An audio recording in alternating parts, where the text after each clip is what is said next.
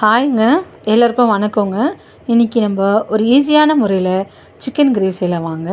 அதுக்கு தேவையான பொருள் பார்த்திங்கன்னா 2 வெங்காயம், 2 தக்காளி, 1 வெங்காயம், கொஞ்சம் இஞ்சி, கொஞ்சம் பூண்டு வந்து நான் பேஸ்ட் மாதிரி அரைச்சி வச்சுட்ருக்கேங்க. அதுக்கடுத்தா பார்த்திங்கன்னா கறிவேப்பிலை, 2 பச்சை மிளகாங்க, அப்புறம் கொஞ்சம் ஸ்பைசஸ்ங்க. நான் வந்து பட்டை, லவங்கம், கொஞ்சம் சோம்பு மட்டும் போடுங்க. உங்களுக்கு வேறு எதனா தேவைப்பட்டுச்சுன்னா நீங்கள் ஆட் பண்ணிக்கோங்க. பார்த்திங்கன்னா வெங்காயம் 2 கட் பண்ணதை வந்து எண்ணெயில் போட்டு நல்லா ஃப்ரை பண்ணிக்கலாங்க. இது வந்து கொஞ்சம் கோல்டன் கலராக ஃப்ரை ஆனால் நல்லாயிருக்குங்க.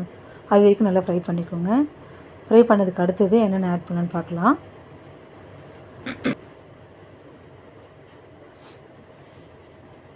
கறிவேப்பிலை கொஞ்சம் போட்டுக்கலாம். பச்சை மிளகாவை 2 போட்டுட்டு ஃப்ரை பண்ணிவிட்டு அடுத்ததாக பார்த்திங்கன்னா நம்ம அரைச்சி வச்ச பேஸ்ட்டு, ஒரே ஒரு வெங்காயம், கொஞ்சம் இஞ்சி, ஒரு 10 பல் பூண்டுங்க, இவ்வளோ தாங்க இதில் அரைச்சது. இது நல்லா இந்த ஆயிலே நல்லா ஃப்ரை பண்ணோன்னா நல்லா டேஸ்ட் நல்லாயிருக்குங்க. இந்த மாதிரி ஒரு தடவை நீங்கள் ட்ரை பண்ணி செஞ்சு சாப்பிட்டு பாருங்கள். உண்மையிலே டேஸ்ட் நல்லாயிருக்குங்க. இது நல்லா ஃப்ரை ஆனோடனே நம்ம கட் பண்ணி வச்ச இந்த 2 தக்காளியும் இதில் ஆட் பண்ணணுங்க. ஆட் பண்ணி நல்லா பேஸ்ட் ஆகிற மாதிரி வதக்கணுங்க. தக்காளி வந்து கட் பண்ணி போடாமல் 2 தக்காளி அரைச்சியும் நம்ம போட்டுக்கலாங்க. அடுத்ததாக தக்காளி வதங்கிறதுக்கு கொஞ்சம் உப்பு போட்டுக்கலாங்க. அப்புறம் கொஞ்சோண்டு மஞ்சத்தூளுங்க. இது எல்லாமே போட்டு நல்லா பேஸ்ட்டு மாதிரி வதக்கி எடுத்துகிட்டு செஞ்சோன்னா நல்லாயிருக்குங்க. நீங்கள் தக்காளி வேணால் அரைச்சி போட்டுக்கோங்க. இதனால் டேஸ்ட்டெல்லாம் ஒன்றும் டிஃப்ரெண்ட் வராதுங்க. மஞ்சத்தூள் கொஞ்சம் போட்டுக்கலாங்க. அதுக்கப்புறமா பார்த்திங்கன்னா நம்ம கழுவி வச்ச சிக்கனை இதோட ஆட் பண்ணி அந்த பேஸ்ட்டோட இந்த சிக்கனும் சேர்த்து நல்லா வதக்கி விட்டோன்னா அந்த மசாலாவோட இந்த சிக்கனும் சேர்ந்து வதங்கும் போது நல்லா மசாலாவில் நல்லா சிக்கனில் ஏறி டேஸ்ட் நல்லாயிருக்குங்க. பொறுமையாக வதக்குங்க. இதை பார்த்திங்கன்னா நம்ம ரொம்ப ஈஸியாக செஞ்சிடலாங்க.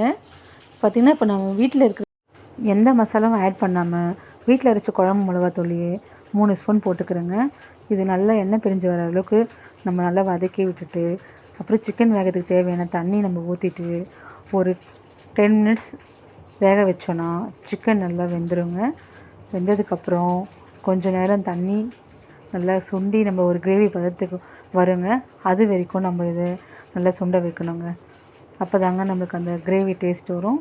உங்களுக்கு குழம்பாக வேணும் அப்படின்னு நினச்சிங்கன்னா இன்னும் ஒரு வெங்காயம் எக்ஸ்ட்ரா ஆட் பண்ணிக்கோங்க. ஒரு தக்காளி எக்ஸ்ட்ரா ஆட் பண்ணிவிட்டு தண்ணி கொஞ்சம் கூட ஊற்றிட்டிங்கன்னா குழம்பு வந்துடுங்க. இப்போ நான் கிரேவி செய்கிறதுனால தண்ணி கம்மியாக தாங்க ஆட் பண்ணியிருக்கேன். மசாலா வெங்காயம் எல்லாம் கூட கொஞ்சம் கொஞ்சம் கம்மியாக தாங்க போட்டிருக்கேன். இதுவே குழம்புக்கு போடுறது இருந்தால் இன்னும் ஒன்று எக்ஸ்ட்ரா ஆட் பண்ணணுங்க. நம்மளோட கிரேவி ரெடிங்க. கொத்தமல்லி தூவி நம்ம சர்வ் பண்ணோன்னா சுவையான சிக்கன் கிரேவி ரெடிங்க. வாங்க சாப்பிட்லாம். பார்த்திங்கன்னா இப்போ நான் ஒயிட் ரைஸோட சிக்கன் கிரேவி சாப்பிட போகிறேங்க. அடுத்ததாக ரசம் ப்ளஸ் 2 பீஸ் சிக்கன் வச்சு சாப்பிட்டோன்னா ரொம்ப நல்லாயிருக்குங்க. இந்த மாதிரியான சமையல் வீடியோ உங்களுக்கு தேவைப்படுச்சுன்னா நம்ம சேனலை லைக் பண்ணி, ஷேர் பண்ணி, கமெண்ட் பண்ணி, சப்ஸ்கிரைப் பண்ணிக்கோங்க கைஸ். தேங்க்யூங்க கைஸ். நீங்கள் வீடியோ ஃபுல்லாக வாட்ச் பண்ணி ஃபாலோ பண்ணுங்கள். தேங்க்யூ.